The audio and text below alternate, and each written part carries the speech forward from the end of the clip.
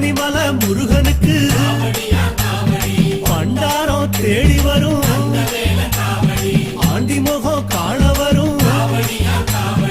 ஆவினங்குடி தேடி வரும் கால்நடையா வந்த காவடி இது தேடுவது கந்தன் காலடி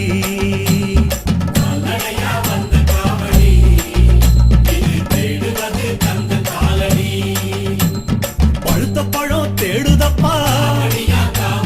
பாலதண்ட பாணி கேட்ட நல்ல முத்து வேலனுக்கு ஞான பழம் கேட்டு வரும்